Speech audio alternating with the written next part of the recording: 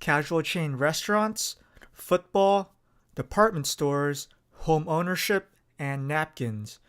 These are just a few businesses and industries that millennials are accused of killing.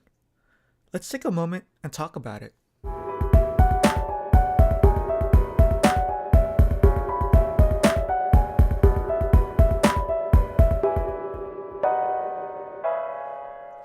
Hello, hello, hello, hello, and welcome back to Moment of Zen, a podcast about everything and nothing. And as always, I'm your host, Johnson Zen. And before we begin, I just want to thank you all so much for your support. And if you want to keep supporting, please remember to rate, comment, and subscribe for more. And feel free to share this with your friends, family, coworkers, whoever. And also, if you like food and want to learn about the origins of your favorite foods, please check out my YouTube series called Story of Food. They are short, entertaining videos about food with a sort of comedic twist. You can find links to the series as well as links to season 1 of the podcast in the description. So enough of that, let's begin. So I got this idea for this episode because at work, at my day job, the majority of my coworkers are much older than I am. They're in their late 40s to mid 50s, so pretty much double my age. And I'm usually about the same age as their children, so it's a sort of interesting working dynamic. And one of the things I kind of hear all around me at work, as well as in many places online and in the media, is that this idea that millennials like myself are sort of ruining everything. I've heard things like, we're destroying certain businesses like the napkin industry. We're entitled, we're lazy, and a whole slew of other accusations. If there's anything wrong with the world, you can just totally blame it on us. And something I notice is that when millennials are blamed for everything, the folks doing the blaming are usually much older, which is fine, but they rarely consider the perspective of the millennial, of our perspective. There aren't many articles, blogs, or news segments where an actual millennial is asked to comment on these, for lack of a better word, accusations. And that's what I want to talk about today. How true are some of these claims, and maybe try to explain and give my take on some of these accusations. So, when I was looking online for some of the things that millennials are accused of killing, there's an article that kind of popped up, and it is a Business Insider article I found from 2017, written by Kate Taylor. The title of the article is, and it's a long one, Psychologically Scarred Millennials Are Killing Countless Industries from Napkins to Applebee's. Here are the businesses they like the least. And in the article, Kate lists 20 businesses and or industries that millennials are killing. The link to this article can be found in the description for this episode. And first of all, I want to say that I'm not here to criticize Kate for her article. It is based off of research, and the facts in the article that she presents are true. It's kind of weird that I have to say that facts are true statements in 2018. But again, all I want to do is provide some perspective because in the article, Kate quotes CEOs of major companies in these industries, and I can almost guarantee that these CEOs are probably not millennials. Anyways, let's just jump straight into that list. Number 1 on the list is casual dining restaurants like Buffalo Wild Wings and Applebee's. In the article, Kate quotes the CEO of Buffalo Wild Wings, Sally Smith, who basically attributes the decline of these establishments because millennials are likely to cook at home, order delivery from restaurants, and eat quickly in fast casual or quick serve restaurants. And first, I want to comment on Sally Smith's assessment of the situation. And it is true that we as millennials tend to cook more at home. And the biggest reason for this is, I would say, purely financial. Many of us still have college loans to pay off, and the jobs that we have don't really offer the best salaries. So it's a lot cheaper just for us to cook at home and to save money. I also think that more people are cooking at home because I think millennials in general are a little bit more health conscious, and we want to know and control what goes into our food and what we're eating. And cooking allows us to really have control over the food that we eat. And to the other point about millennials wanting to order delivery and eat at fast casual restaurants, it's really hard to say. I really don't order delivery or eat at fast casual places, but I know people that do. But what I will say is, and take it however you want, Sally, you're the CEO of a casual dining restaurant. If this is the observation that you've seen, then why not update your business model to become more fast casual or offer delivery? I don't have a business degree, so I don't know what I'm talking about. But to me, that would seem like the most logical thing to do, in my opinion. Now, just talking in general about casual chain restaurants, I kind of talked a little bit about this in episode two of The Culture of Food, where food has become a sort of social capital, especially in the era of social media. We want something unique, something different, and these casual chain restaurants prepare and present their food the same no matter which restaurant you order. If you order a burger at Chili's in LA, for example, and order the same burger in New York, they'll probably taste and look exactly the same. And I'm not saying this is a bad thing necessarily, but we as millennials just want something different from everyone else. And apps like Yelp have given not only us, but everyone who uses it the ability to discover restaurants that we might have never known. I think we are a bit more adventurous to try a new restaurant or new cuisine rather than playing it safe with a chain restaurant. I can personally attest to this. If I'm going to spend what little money I have on going out to eat, I would rather try something new and different. And to kind of sum up everything I want to make about this, I don't think millennials per se are killing the casual chain restaurant industry. I think apps like Yelp are giving people in general much more options to choose where they want to eat. And it just so happens that millennials are the most frequent users of Yelp. So it kind of makes sense that millennials are diverging away from the casual chain restaurants more than any other age group. And we'll probably see the same trend with the next generation, the Gen Z kids of tomorrow. So the next item on the list is what Kate calls the concept of starter homes. She quotes Zillow CEO Spencer Raskoff as he explains that millennials are opting to skip buying starter homes, which are houses priced around $200 to $400,000, in favor of renting and buying houses much later, around our mid 30s. Again, I want to address Zillow CEO Spencer Raskoff's insight before I talk in general about this entry on the list. I want to say that we're not necessarily choosing to skip buying a starter house.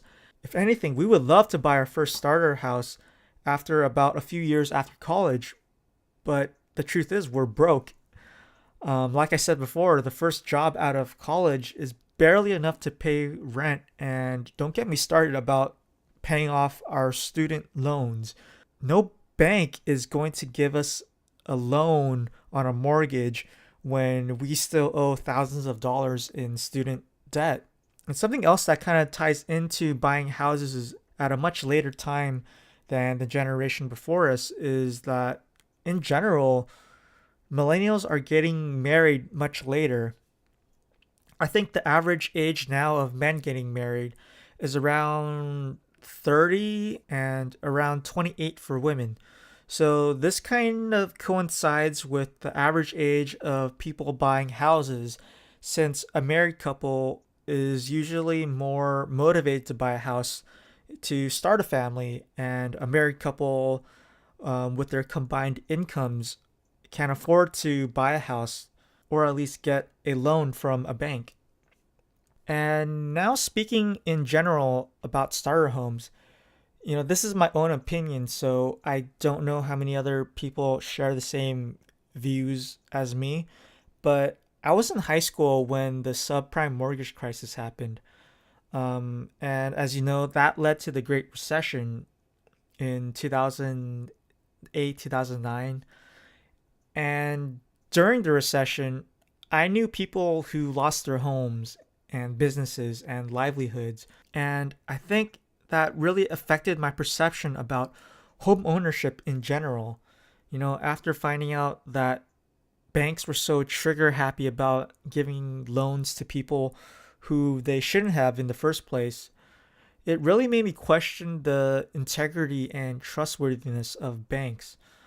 And I know that the Obama administration has enacted regulations to prevent banks from doing this again, but with the current administration sort of looking to deregulate banks again, it's really not helping me get over what happened in 2007, 2008 during that financial crisis. So it's made me a little bit more skeptical about buying a house. Number three on the list is beer.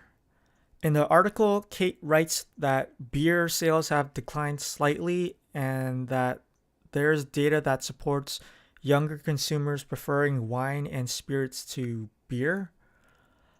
I really don't have much to say about this since I don't drink alcohol. All I could really say about this one is it's a bit of a stretch to say that millennials are killing the beer industry because there was only a 1% decline in beer sales in the US from 2016 to 2017. And most of my friends who drink, I think they prefer to drink mixed drinks or liquor to beer. Though I do know a few people that like to drink their craft beers or IPAs. I mean, that's just my friend group, and that's all I really have to say about this one. Next, we have napkins. So basically, napkin sales are declining in favor of paper towels, and I 100% agree with this. I don't remember the last time I bought napkins, and there's a good chance that I've never even bought napkins before in my life. Paper towels are just so much more useful than napkins. You can use them to clean the counter as well as serve as a napkin. So I really don't see the point on spending money on napkins if paper towels can do the same and more. Number five on the list is, quote, restaurants. So these are basically chain restaurants like Hooters and Twin Peaks who use sex appeal as a sort of main advertisement for the restaurant. I think you kind of know where I'm getting at here.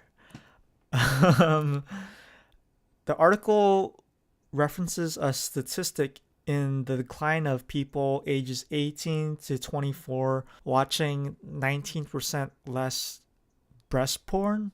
I really don't know what to make of this. I mean, I think the decline of these restaurants are more in line with the general decline of chain restaurants as a whole, rather than younger people watching less boob porn.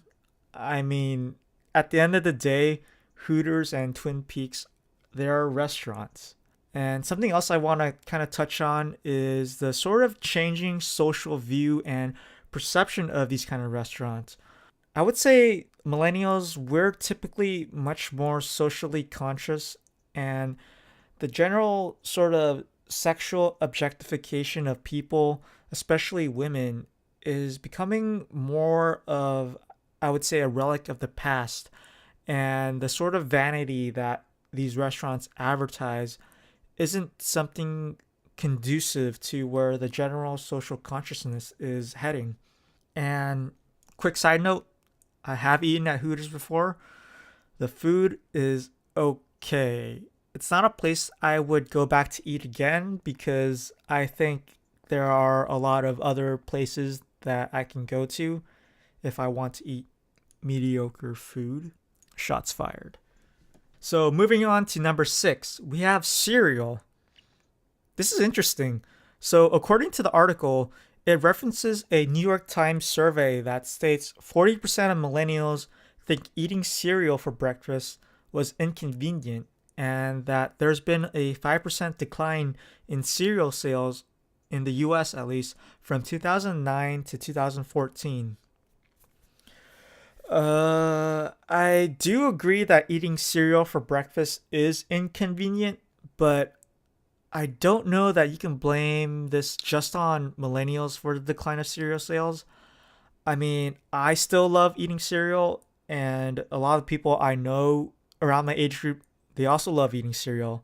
But the thing is, I just don't eat cereal for breakfast. A lot of my friends and I will eat cereal for dinner because we can.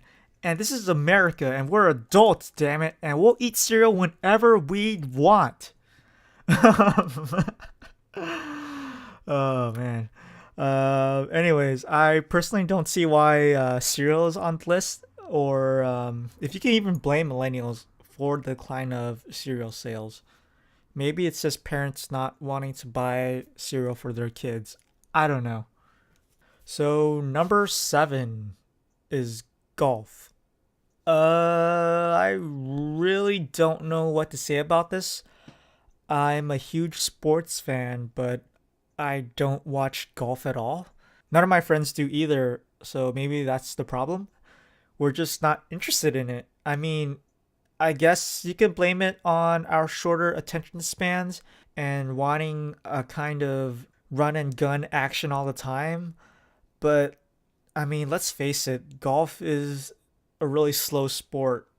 There's only really a few seconds of excitement before we go back to either standing around or looking for the ball. And another point I want to kind of make is golf is not really a sport accessible for everyone. Um, in my opinion, it's kind of an elitist sport. You can't just go to your local park or wherever with your golf clubs and golf ball and play golf. You either need to be part of a club, which isn't cheap by any way, or pay money to hit the ball at a range. And again, I don't need to mention how millennials are tight with money. So, yeah. Number 8, we have motorcycles. There's not really much I can say about this because I personally don't ride motorcycles. I think they're really cool, but maybe most people aren't just interested. I have no explanation as to why, but I think maybe this just has to do something with the motorcycle industry in general, and maybe it has nothing to do with millennials. Number 9. I'm not sure why number 9 is on here. The article states home ownership as number 9, and everything I talked about with buying a starter house pretty much applies here. So let's just move on to number 10. So, number 10, we have yogurt, and the article puts an emphasis on light yogurt. I really can't comment on this. I'm lactose intolerant, so I don't really eat yogurt. The article's reason for the decline of light yogurt is because consumers are looking for more natural and protein rich foods as opposed to just low calorie and low fat food. I guess there is some sort of validity with this. I mentioned earlier that I think that millennials are a little bit more health conscious in general, and with the internet, it's a lot easier to get information about how to eat healthier, and there's this sort of wider spread awareness about obesity. So I think people are just trying to eat healthier. And again, I don't think that this is just unique to millennials. I think that just in general, people are just a little bit more health conscious. Number 11, bars of soap. The article states that 48% of US consumers believe that bar soap is not hygienic, with 18 to 24-year-olds making up the majority with 60%. This is interesting because I've used both bar soap and body wash. The only reason I switched to body wash from bar soap is because I like the smell of my current body wash that I'm using. And there wasn't an equivalent bar soap for that particular scent.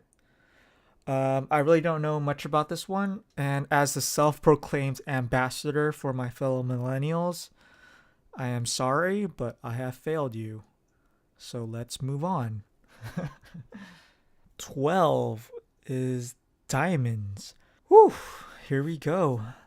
So the article references a CNBC finding that states that fewer millennials are getting married, and those that are getting married are choosing to get non traditional rings. A few points I want to get at this. Yes, it is true that fewer millennials are getting married, and we are choosing other gemstones for our rings. And the reason for this, number one, is we can't afford diamonds. And number two, diamonds are overrated. There's really nothing too special about diamonds. We can synthesize them in a lab really easily, and they're no different in the molecular and atomic level than diamonds found in nature. And the ones that are found in nature, most of them are mined essentially using child slave labor in Central and West Africa. And the majority of the diamond industry is basically owned by a single company. So there's no real way to get an ethically mined natural diamond. And if you're interested in learning more about this, I highly recommend watching the documentary Blood Diamond. And other than that, I think rubies, sapphires, emeralds, and even amethysts have a much more unique and richer color that makes them a little bit more appealing than just the sparkle and transparency of a diamond. But that's just me. Yeah, let's move on. Let's go on to number 13, which is fabric softener. Again, this is interesting. The article says that fabric softener sales have gone down 15% from 2007 to 2015. And it also says that the majority of millennials don't even know what fabric softener is. I think this is kind of true-ish. I think throughout college, almost everyone I knew never really used fabric softener when doing their laundry. I only use fabric softener sometimes because I wanted to save money. And my current roommate right now, he didn't even know what the purpose of fabric softener was, and he's never really used it before. But my mom at home, she always used fabric softener when she did my laundry. So I kind of picked up the same habit of using it, but even I don't really know what the purpose of fabric softener is. To me, I think it just makes my clothes smell a little nicer and fresher after I do my laundry. But I could definitely see millennials continuing not to buy a product they have no idea what its use is for. And why even bother spending money on something that you don't even know what it does and something that you may or may not even need? Yeah, that's all I have to say about fabric softener. Next on the list, we have banks. This is another one of those kind of questionable ones to put on the list. I'm not sure what the article meant when it put banks on the list because everyone still uses banks. But I think what Kate is referring to is physical banks. It's true that I rarely, if at all, needed to go physically to a bank. It's funny because when I first opened my checking and savings account with Bank of America, they said that they would charge me a fee if I wanted to do in person banking. And the banker that helped me open my account said that I could do all my banking using the ATM or doing everything online. And of course, I didn't want to pay the fee, so I just said, okay, I'll just do everything using the ATM now, or I'll just do everything online. Then, ever since I got my credit card, I pretty much stopped going to the ATM since I rarely pay with cash anywhere I go. And my paycheck at work is direct deposit, so I don't need to physically cash in a check. And this is kind of true with all my friends as well. If any of us pays at lunch or something with cash, we'll kind of look at that person with a weird look and be like, "What the heck are you doing? It's 2018." um, I don't know. Maybe we're heading towards a paper moneyless society, but I don't think all physical banks will be closing down. I don't know of any physical banks that have closed down because of the lack of people coming in. I mean, we still need to go to a physical bank for things like investments and getting a loan, or even if you have a security deposit box for some reason. But yeah, that's my opinion on our current bank situation. Number 15, department stores. So it seems like department stores like Macy's and Sears haven't been doing well lately. And of course, we're the ones to blame. And it's kind of true. I think because of our financial situation, millennials are more inclined to do their shopping at cheaper fast fashion stores like H&M and Zara. And even though there are some ethical and environmental issues that come out with fast fashion, at the end of the day, it's hard to say no to your wallet. And department stores like Macy's and Sears, they're usually slower to the fashion trends of that year and season. And the reason fast fashion is called fast fashion is because they constantly bring in new things and new fashion at a relatively inexpensive price so people can get the latest fashion trends on a budget, even if the clothes that they do buy falls apart like after 3 weeks. 16 is designer handbags. Again, I really don't have much to say about designer handbags since I don't fall into their target demographic. And based on my friends who do use handbags on a daily basis, again, we millennials are broke and we can't afford to buy a $500 Coach or Michael Kors handbag. Um, let's move on. Number 17, gyms. And based on the article, it says that gym membership is down about 5% with millennials, and they are choosing to join boutiques or class centric fitness centers instead of gyms. I wish I can comment on this, but I really can't. Um, I'm lucky that at my workplace, we have a gym that employees can use. So I use that gym instead. And and there's also a small kind of fitness center at my apartment complex that I use on weekends occasionally. And I guess maybe gym membership is down because memberships are a little bit more expensive and they require long contracts, which kind of suck. And I know a lot of people who hate having long contracts or that sort of commitment.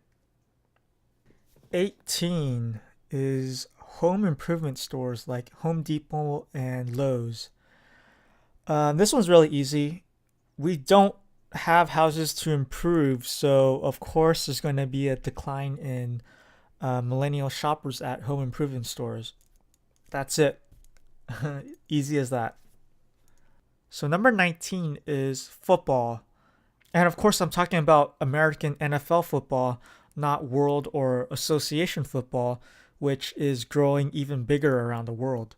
To me, this is a very interesting topic, and I want to say that I respectfully disagree with the article's assessment of declining viewership and attendance of both college and professional football. So, the article attributes the decline of football to a number of things like the 2016 presidential election, the national anthem protest, the game becoming much more boring, and one that I absolutely disagree with, which is young people are more interested in their phones than watching football. Okay, let's just start at the top. So I'm pretty sure that politics have little to no effect on millennial viewership of football. I really can't see how the 2016 election made us suddenly not want to watch football. It just doesn't make sense to me.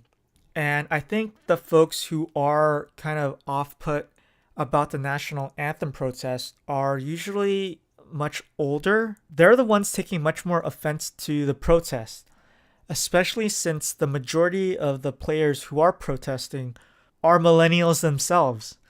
And to the other point, the game becoming much more boring. So football really hasn't changed too drastically. So it's basically the same game played today, 20 years ago, except for the catch rule, which is one of the worst rules of all time. And I'm not going to get into that. I'm not going to get into that. I'm not going to get into that. And speaking of not getting into that, I'm not even going to talk about the accusation that millennials would rather be on their phones than to watch football. So now that I've addressed the article's analysis on the issue, I want to give you my take on the decline of football. I think there are two major reasons for the decline of football, and the first is highlights. So on YouTube, on most nights, about an hour after the game is complete, a highlight video of the entire game is uploaded, and it condenses a 3 hour game into a 10-minute video. You know, you get to see the best moments of the game in that short video without having to watch the players adjust themselves every down or have to deal with endless commercials. And with our short attention spans, highlight videos are perfect for keeping everything interesting. It gives us a chance to kind of watch a condensed version of the entire football game, and not only of just that game, but every single game that night. And even the biggest football fans out there, they can't possibly watch all the games that happen on Thursday night or on Sunday. The second reason for the decline of football, in my opinion, is the rise in popularity of fantasy sports. For those of you who don't know, fantasy sports is a game where you and a group of people create your own fantasy team by picking players all across the league, regardless of which team they play for. So each person in the fantasy league, they basically create a football team of their own by picking players in a sort of draft lottery style, and they compete with one another based on how well the player performs in real life, in actual games. So, for example, if I chose my quarterback as Tom Brady and you chose Aaron Rodgers as your quarterback, the performance of our players in our fantasy league will be taken directly from the real game that these players play on the field. So, if Tom Brady throws for 500 yards in his game in real life and Aaron Rodgers throws for only 400 yards in his game, that would count as a point in my favor. And these stat comparisons will be applied for different players, and they will vary based on their positions. So that's just a very basic rundown of fantasy sports. So how exactly is fantasy sports destroying football viewership?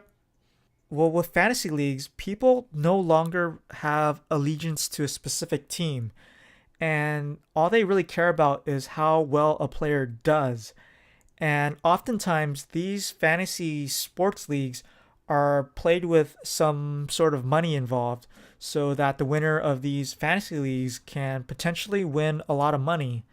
Now that money is at stake, you really begin to root for individual players and not necessarily teams. If your player's doing well, but they're on a terrible team, that's not really going to bother you. And chances are you're probably not going to watch the game because player stats are constantly updated. So there's no real point for you to ever go to an actual game or watch the game at home.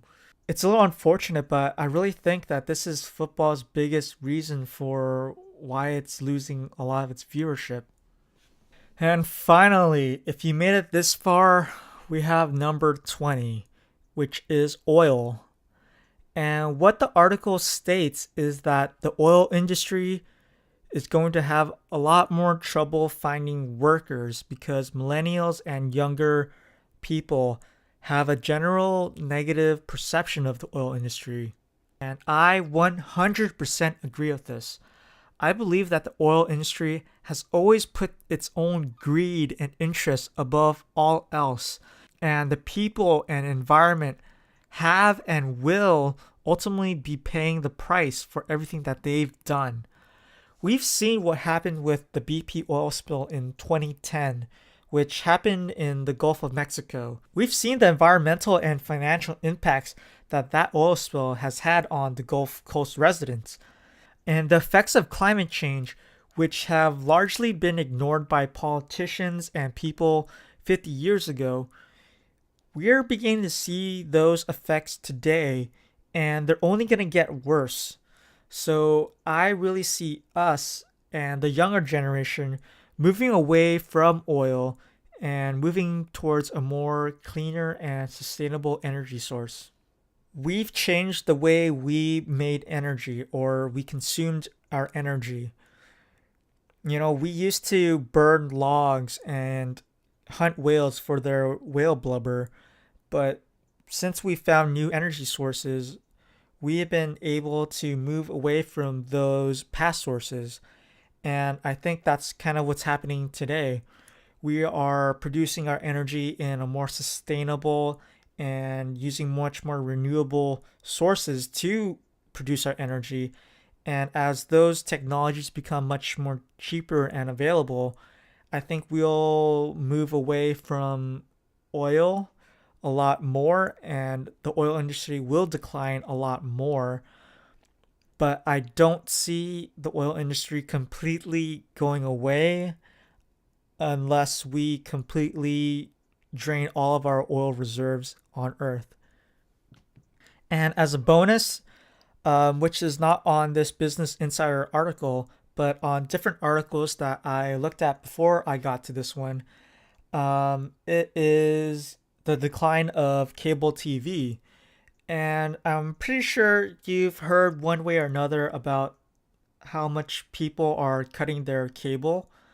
And, with things like Netflix and YouTube, I really don't see the need to pay another $40 a month for a cable TV subscription. I personally don't even own a TV, and almost everyone my age, they don't really have TVs of their own either. I think we tend to watch everything on our computers, so there really is no need for a TV. And with Netflix and YouTube, we can watch whatever we want whenever we want. And of course, I don't have to deal with commercials, so I don't really need to see the point of paying so much money each month for something I'm not even going to really use. And that does it for the Business Insider article. Hopefully, I was able to provide some insight on some of the industries millennials are accused of destroying. I didn't realize it was going to take me this long, but there's also a few other things that I want to talk about, but I don't know if I have the time. Why not? I'll just go over it really quickly. So I am a little hesitant on telling you the name of the article or which website these articles are published in because I don't want to start a internet war with anyone. And that's the last thing I want and that's not why I started this podcast. This episode is already running a bit long, so I'm just going to talk about a few recurring criticisms that I've seen in a number of articles and blogs. And the first deals with respect.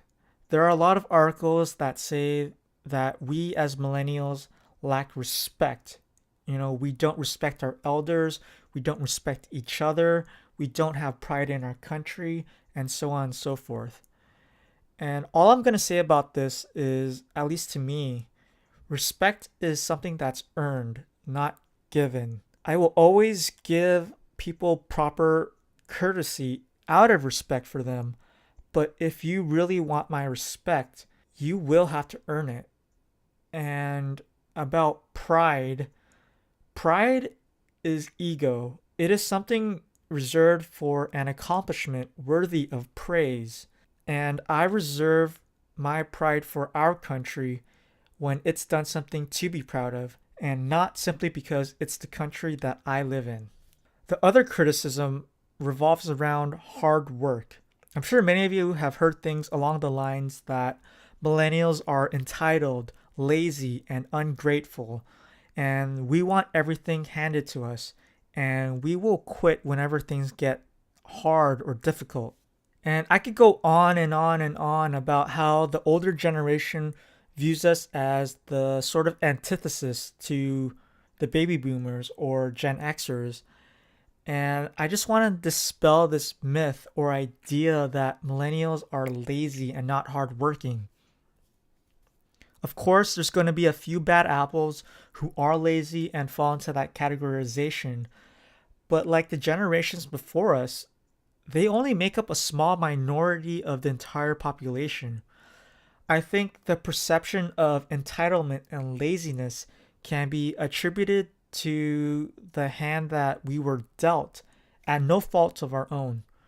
We had to inherit the effects of the recession 10 years ago when many of us were young adults, either finishing college or about to start college, and then were blamed for being lazy for not being able to get a job when no one was hiring.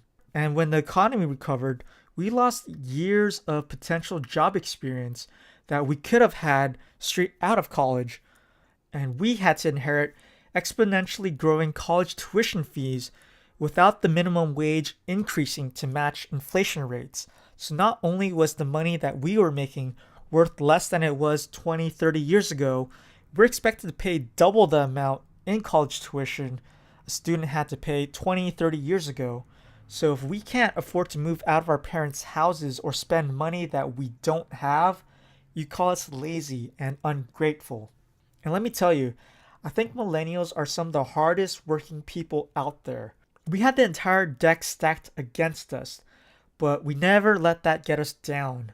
We may complain about it, but that's just to bring awareness to the situation that we were given.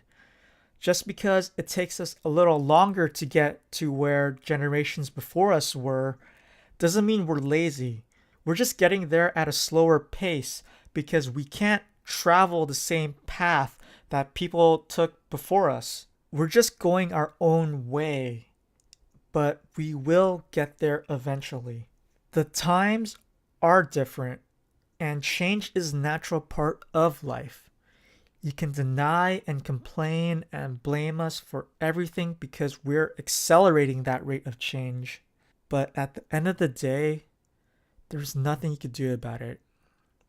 We, millennials, did not ruin anything. Thank you all so much for tuning in. This has been your Moment of Zen. Until next time, take care and stay fresh. See ya.